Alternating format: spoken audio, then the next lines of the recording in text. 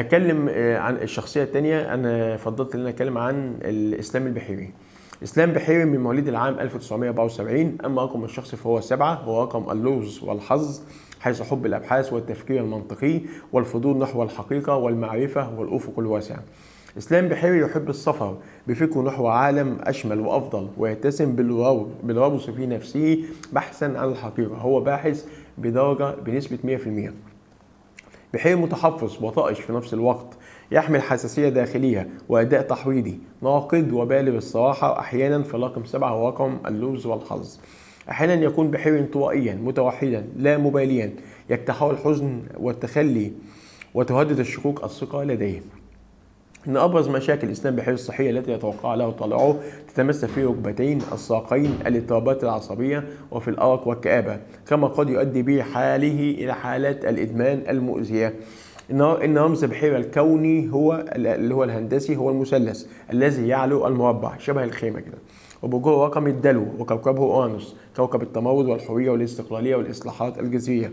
من ألوانه المفضلة البنفسجي والموف، وزهرته المفضلة اللوتس، ويمثله اليانج الذكري في الثقافة الشرقية. مفاتيح إسلام بحيري تكمن في الفكر، الترقب، التحليل، المعرفة. هو يحب النجاح ومصمم على آرائه، ولكنه غالبا خجول ويعاني من عقدة النقص أحيانا. ورغم أن طالع إسلام بحيري يوحي بأنه أحيانا يفتح قلبه ويجازف، لكنه يشعر كثيرا ومرارا بالخيانة والحقد والخديعة. بحيري يعتمد العقل كحماية، وكثيرا ما يفقد الثقة بالآخرين. وينطبق على بحيري المثل القائل: عندما تثق بنفسك اتعلم كيف تعيش. إن رقم بحيري لطليعة يتكون من مجموع، أنا قلت قبل كده 7 اللي هو رقم اللوز والحظ، بيأتي من ناتج جمع رقمين 1 زائد 6. رقم 6 هو دليل القناعة وبعد النظر، مع الرقم 1 دليل الإبداع والحرص. إن إسلام بحيري يمثل التحدي جزءا من حياته، جزءا هاما جدا، وبريه كالسمك الذي يحيا خارج الماء.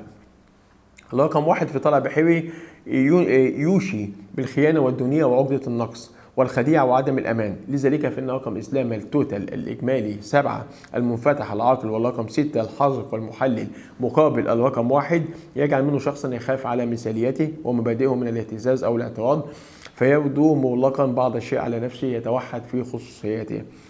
يتماشى بحيري مع محيطه ويحاول التكيف، ولكنه دوما ما يعود إلى قناعاته الداخلية الدفينة. العامل السلبي لبحيري يجعله يصطدم بالشك وعدم الثقة، ويعيش داخل خيالاته في صور مثالية يختلقها لنفسه ويتفرد بها دونا عن الآخرين. أتوقع لبحيري العام 2017 وبناء على مشاكله التي تعرض لها من سجن وخلافه أن يتعرض لصعوبات مرضية تتركز في الصدر والقلب والركبتين.